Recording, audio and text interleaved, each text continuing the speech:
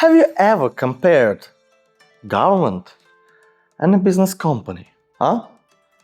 Smaller is the country, smaller is the government, easier for the government to implement things. Bigger the country, more harder and more sophisticated it's to control the country and regulate and ensure that things are regulated in there. Just like in the business companies, because the advantage of the small company, it can take decisions on the instant.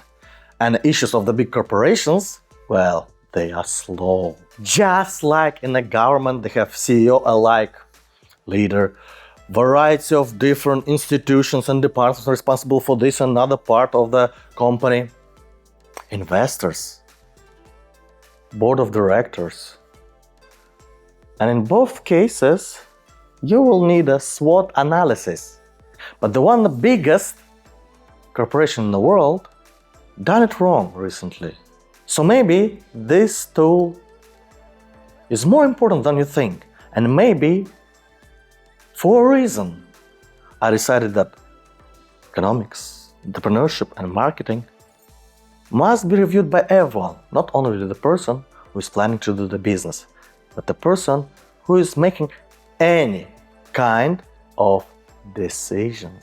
And yes, my name is Alex. You are watching Know the Game. Today we have 4th lecture on marketing SWOT analysis. So let's dive in strengths, weaknesses and opportunities as well as threats and see what main issues we usually encounter and why it's so essential to do the right SWOT analysis for business, for government and for yourself, and what common mistakes are there. It all starts with the simple fact that we do have such thing called strategic marketing. It's about studying market changes, customer needs, and the competitive environment to find opportunities for the long-term growth. It's about making smart decisions that position your brand for long-term success, not quick, short-term wins. Why we analyze internal and external factors? When you understand both your internal capabilities and external market conditions, you get the full picture of how competitive you are. The balanced view helps you to avoid blind spots in your strategy and find hidden ways to stand out. Yes, it's a very important, and once I describe this main theory about why it's happening, you might even understand that basically it doesn't sound just like business stuff or even maybe government stuff.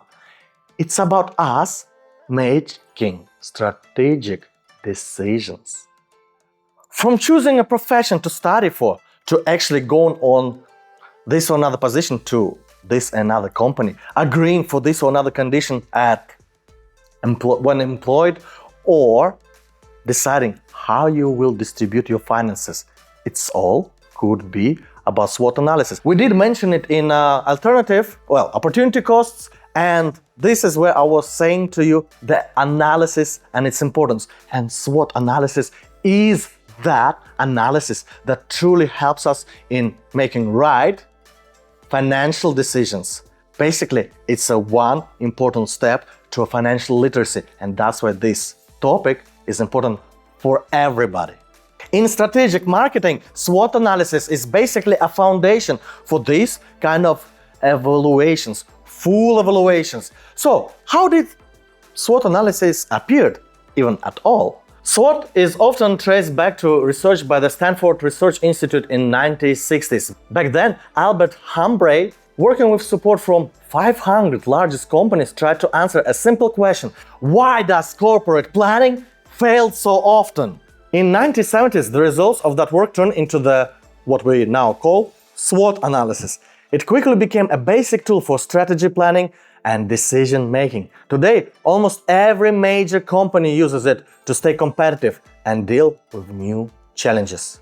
But SWOT analysis has a trap, a very big one. And at a first glance, you might even think that, this is usually maybe because of the incompetence in medium and small companies and corporations.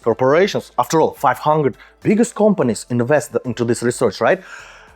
They definitely master it. No. You see, it's not about the size of the company. The main issue of this SWOT analysis is a human nature human nature that can destroy effectiveness of any system and of any wonderful thing ever people came up with. Same as we did with religion, same as we did with feminism, equalities and other things there. We started it for maybe even really best reasons, but then human nature took over. And here, well, it's continuation of the same story. But more on that later. Let's hold on to this idea for a moment, yeah? First, let's define the SWOT analysis. Well, what is actually SWOT analysis? And it combines two major levels. Internal levels, and where we are reviewing strengths and weaknesses, so or of a company or of a country, government, or maybe our own, our internal factors. And external factors, something outside of our ability to actually inflict anything on, to be honest, yeah? Same for the government, same for the business, same for ourselves. These are opportunities on the market and in the world, and threats. So let's start with the first one, strength. Let's start with strengths. Basically, something that gives us a competitive advantage, unique resources, skills, product solutions, patents, connections, or a strong team. Anything that gives you leverage over the market is your strength. Could be applied not just to the companies, as you can already understand, right? And here comes the main trap. At the strength stage, many companies get stuck. Some simply don't have real strength. Others pretend that they have. They invent it maybe sometimes even just in their head. As a result, huge part of businesses doesn't survive too long. At one of the statistics in my video about entrepreneurship, I even announced like 90% of the companies shut down in the first 2 years. Obviously, these statistics now are really messed up because we have quite a lot of self-employed, basically registered as a company, firm, tiny business which doesn't need to operate. But if you even don't agree with 90%, still you will agree that quite a lot of businesses fail. And why does it happen? Well, the problem is simple and very silly. Quite a lot of times, entrepreneurs, they're so just excited about the idea to start their own business. And that's actually normal. But the problem about it is just an idea.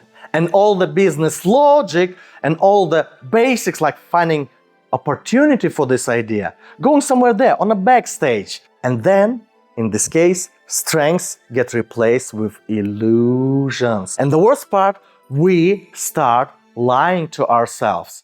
Not just boss entrepreneur to himself, but his employees starting to just adjust all the data for the illusion that an entrepreneur himself started. Yeah, we write SWOT analysis just for show, just to keep our job. I've seen this personally. Once I got fired simply because I was too direct about management mistakes, especially when it came to strengths and weakness thinking. Later, after the firing, ironically, it suddenly became convenient to work with me as a remote contractor. Why? Because I was no longer there. I was outside here already in China, so I wouldn't disturb the comfortable self-deception. In business consulting, it's even harder.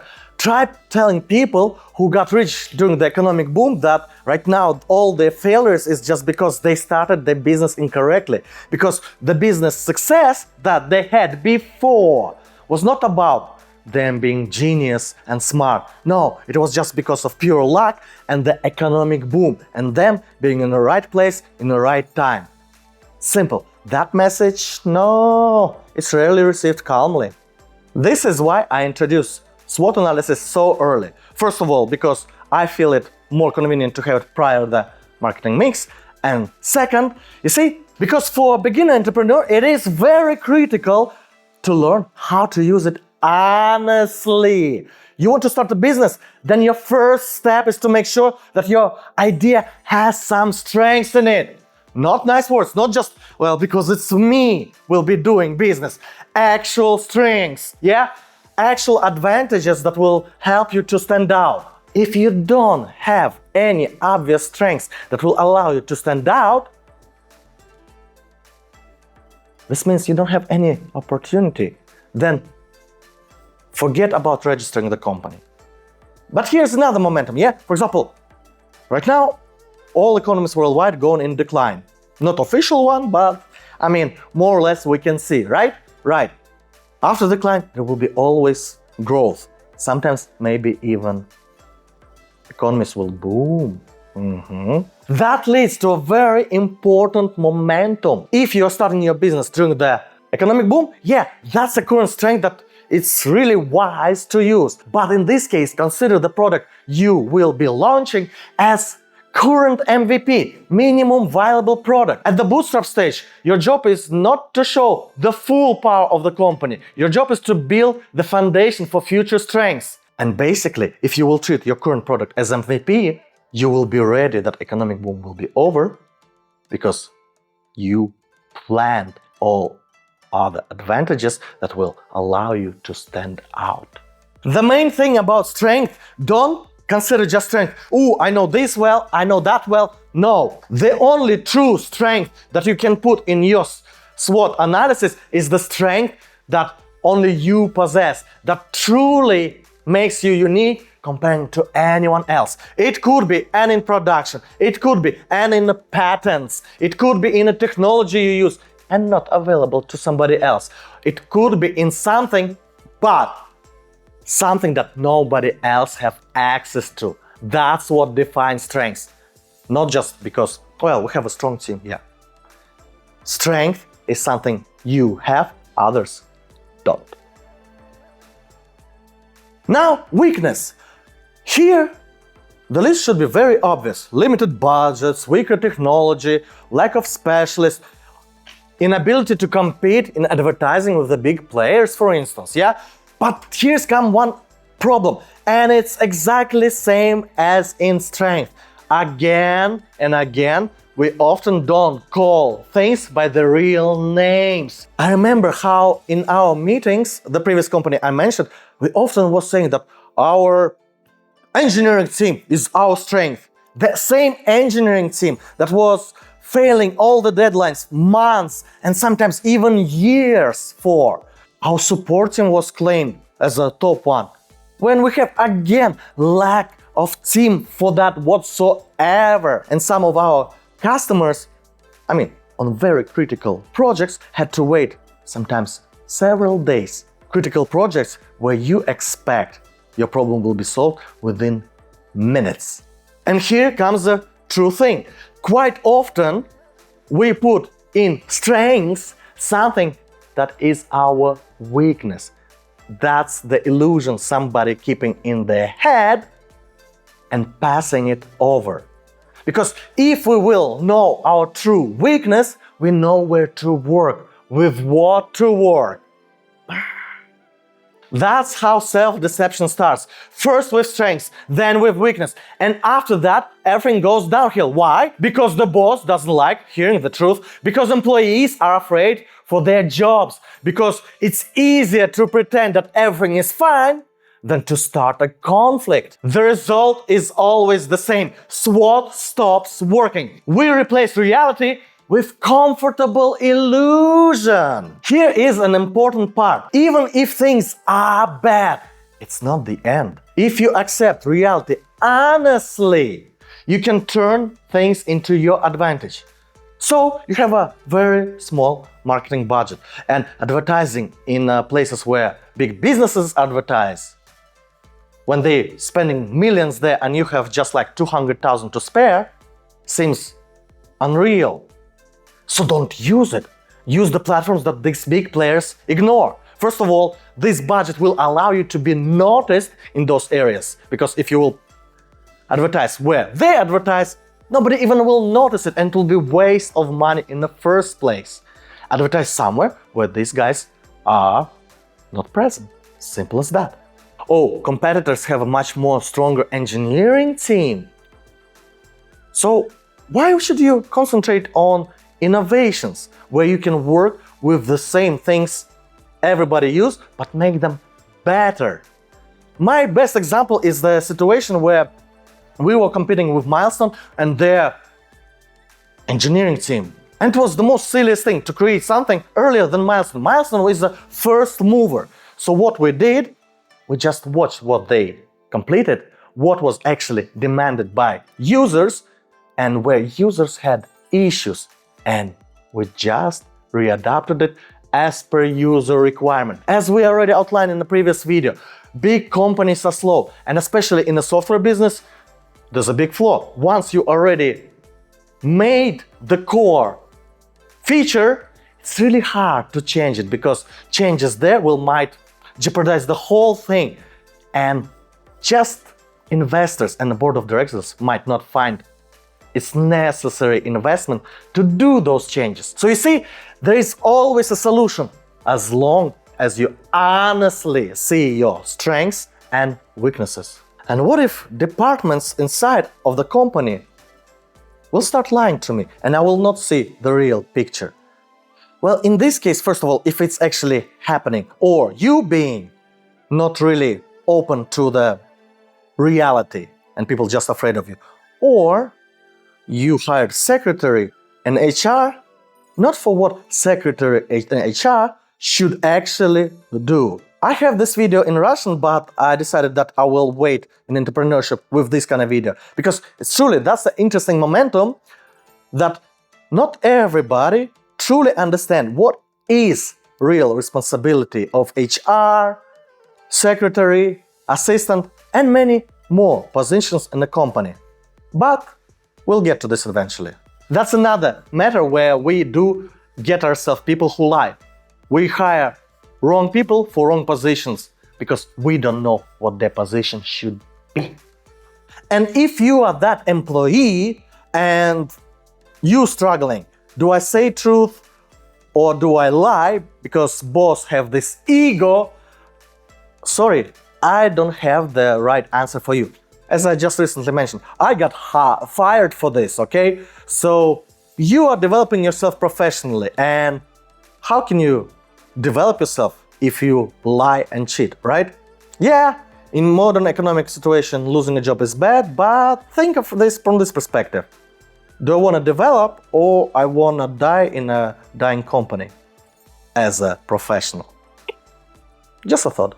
So what is weakness in the end? Weakness is something where we are worse than our competitors, something we are unable to do as our competitors. Not just like we don't feel it, but about the competitors, about the industry, about the market. Okay. So, honesty is very important with internal factors. What about external factors?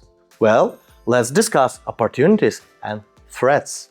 These are factors that do not depend on you at all, unless you are a huge corporation with serious lobbying power. But obviously these kind of people will not watch my channel, yeah? So let's make it simple. External factors are factors that we are unable to control whatsoever. And obviously we will start with opportunities. So what are they? Here we look for gaps in the market, missed segments that no one paid enough attention to. We look at technological shifts, new platforms, new tools, new possibilities that were not used by you and maybe not even by competitors yet. Maybe competitors got weaker or ran into serious problems that can give you a chance to take a new piece of the market, or there are broader economic changes that you can use in your favor. All this depends on how well you understand the situation and how well you can see it. You really need to understand what an opportunity truly means in entrepreneurship. And by the way, I have a separate video which actually discusses this.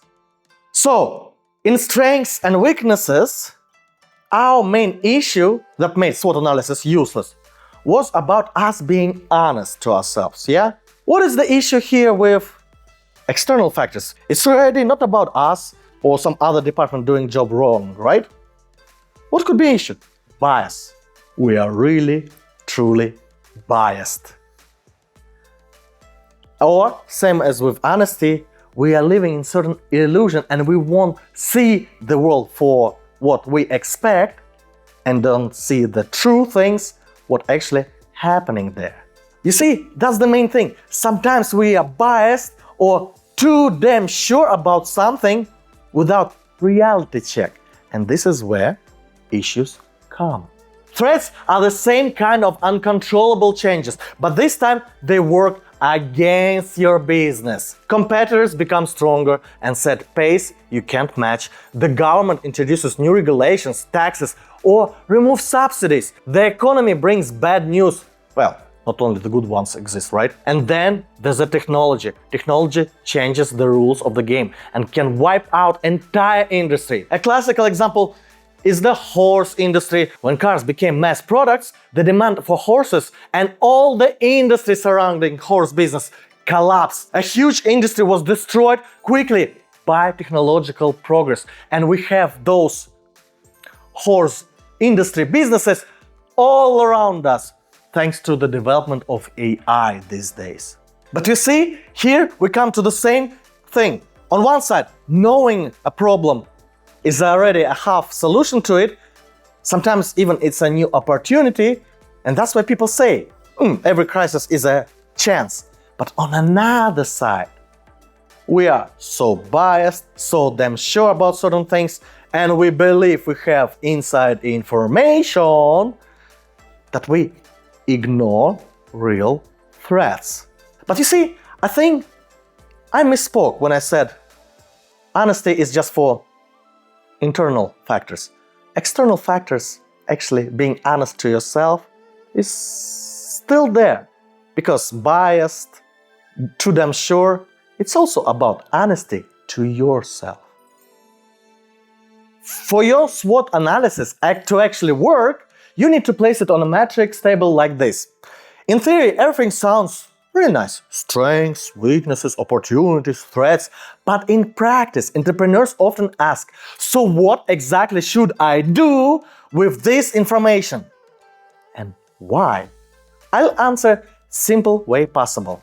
Any company must become more efficient, improve its competitiveness, and increase profitability. Always. And it's a non-stop action. Why? Well, you see, because world keep moving.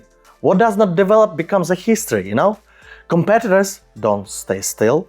Inflation makes yesterday's income worth less. So we constantly need to grow, we constantly need to develop. And quick pause. You see, this applies also to countries, and this applies to you, regular viewer, regular consumer. We constantly need to develop professionally to go higher in our career path. So yeah, this topic is not exactly just marketing topic. It's about everything.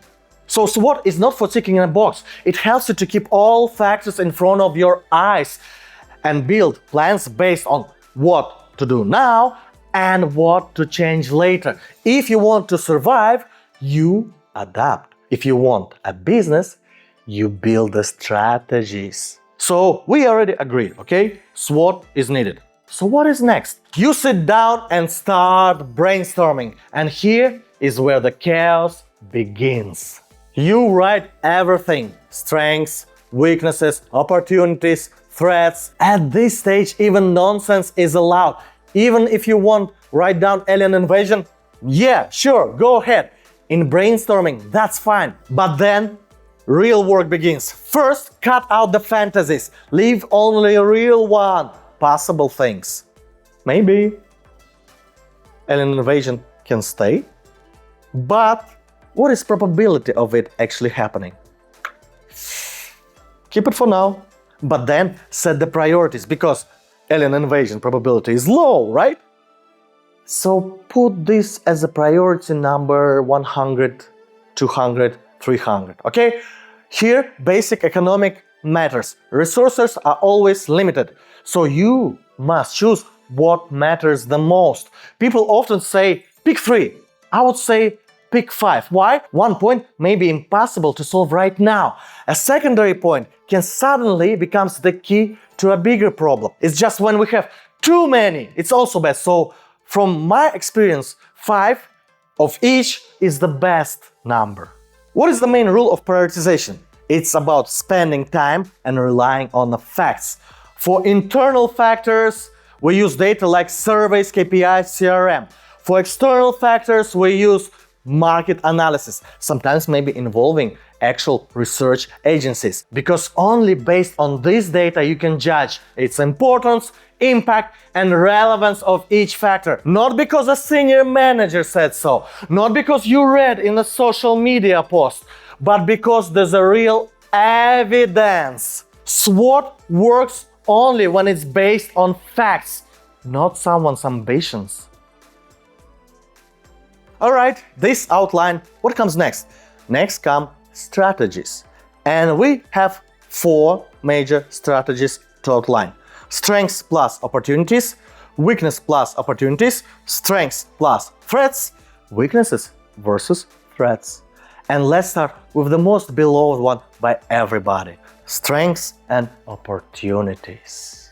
This is when you use what you are already good at to capture new chances in the market. And here I need to stress it again, real strengths, not the ones you invented during the brainstorming. Why is this so important? Because unlike weakness plus opportunities, where you still need to fix your weak points first, here you already have a ready tool in your hands. Life brings surprises, sure, but this is still the most obvious growth point. How does it work in practice? You keep your finger on the pulse of the market. You research it constantly and use every opportunity to reduce vulnerability and increase competitiveness. That's why I started talking about marketing with market research. You can't do research once a year for a report. It has to be continuous. The world is full of opportunities and new ones appear every week. Books like to sound grand. Market expansion, new product creation, aggressive ad campaigns, strategic partnerships, all of this sounds big and heroic. But when we come back to reality, outside of those fancy books, it could be just improving your product or service, or trying a fresh idea in advertisement that you never considered before. Any projects where your strengths connects directly to the opportunity and brings the result. So let's talk about another strategy, weakness plus opportunity. Here's one important detail. Admitting your weakness is not only a way for you to know what to fix, what to improve. It's also a chance to turn a weakness into a new opportunity. This video is a good example of it.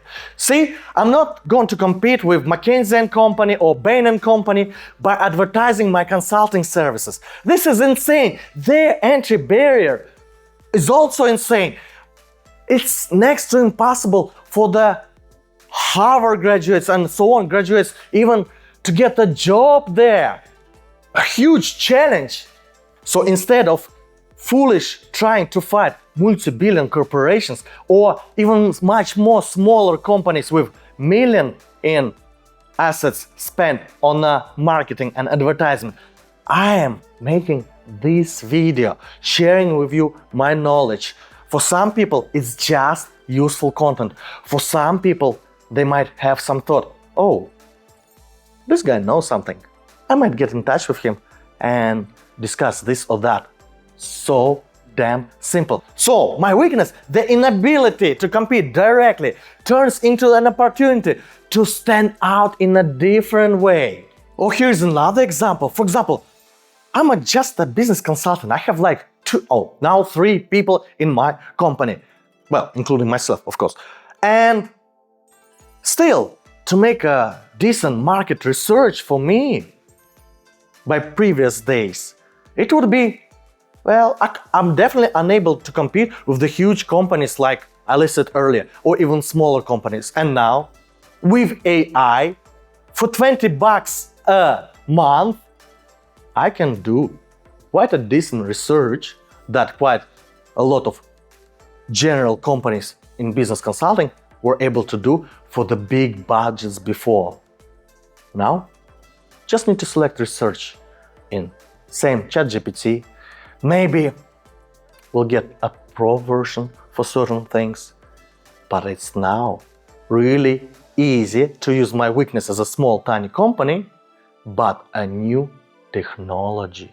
That's your weakness and opportunity as an external factor.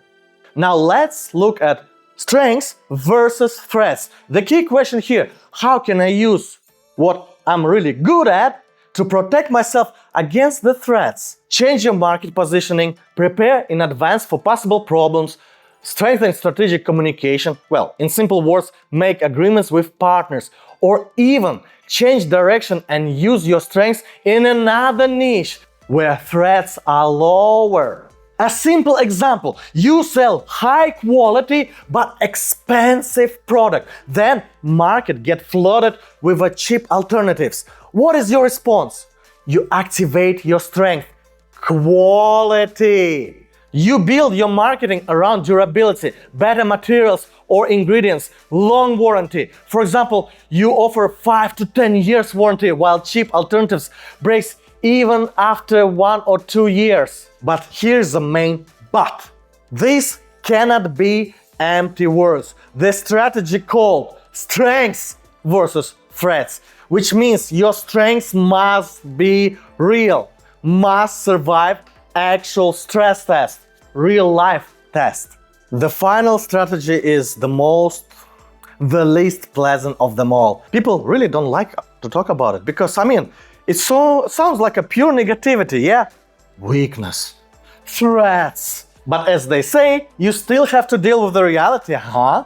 This is the situation where internal weaknesses meet external threats. A combo nobody wants to see. But this is exactly where you need to look at facts calmly and prepare in advance. Unlike the Black Day talk from the grandparents, in business, this is not about unavoidable collapse. There is almost always a way to reduce the damage, survive a hard period, and sometimes even come out stronger. So how does it look in practice? Well, first of all, unpopular decisions. Yes, sometimes this means layoffs or strict cost cuts even. It's unpleasant, but it gives the business a chance to survive. That's the main thing. And second one, obviously, temporary solutions. For example, the whole market moves online and you have no team and no platform.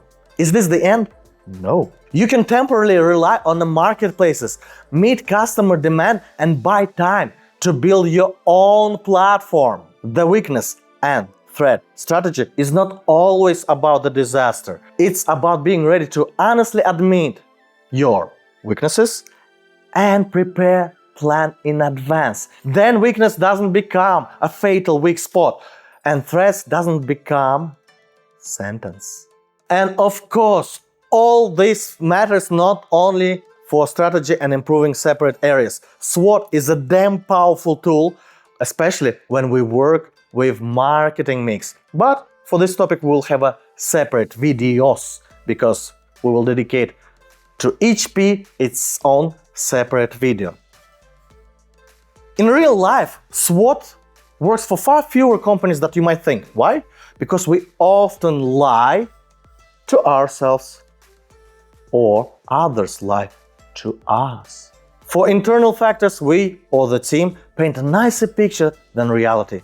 For external factors, we rely on news that is actually bias or propaganda. We lie here, cut corners there, and in the end, the analysis loses all meaning.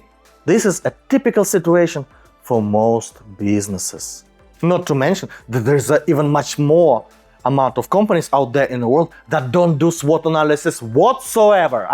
That's genuinely scary because the consequences can be much bigger than they might even assume. And we did discuss how many companies are failing, and that's about this. You see, from 100% of the companies, it's not even about how many failed, it's about how many succeeded really well. Because remember, in my entrepreneurship lecture, I even outlined that The unicorns, the ones that get hundreds of millions within first years of existence, are 0.000 something. Successful companies we outline as a 2%. And there are a lot of ways, so we discuss how successful are they, but they are successful. Not maybe in first 2 years, but now they have millions and maybe hundreds of millions. But 2% from all ever registered. Most of the competitors gone long time ago. And most of them gone long time ago because somebody lied or somebody took a lie for granted. I'm not trying to promote entrepreneurship, marketing, and economics for fun. This is not just about the business. This is about how this world actually works. And now, viewer, I want to ask you, what about your personal life SWOT analysis? Have you outlined your own strengths and your weaknesses, the opportunities and threats? Because it's more important for you as a regular person to start with yourself. We are all victims of lies and to ourselves by us, ourselves, or somebody else. The information around us sometimes tricky. We're getting stuck in certain information bubbles. Let's start with this, because financial literacy can improve and develop your life step by step, but it doesn't happen overnight. You need to develop yourself. And this video hopefully will give you some ideas. But that's it for today. Thank you so much for your attention. We still have several analyses to review in our marketing lectures before we will start with marketing mix. And I believe next one will be segmentation, targeting, and positioning analysis that we will review in our next video. And again, thank you so much for your attention. I would highly appreciate your likes, your comments. But yeah, subscribe to this channel if you don't want to miss my next video. And I am finished for today. Dankeschön, большое спасибо. Thanks a lot. Merci. Всякого зайдем.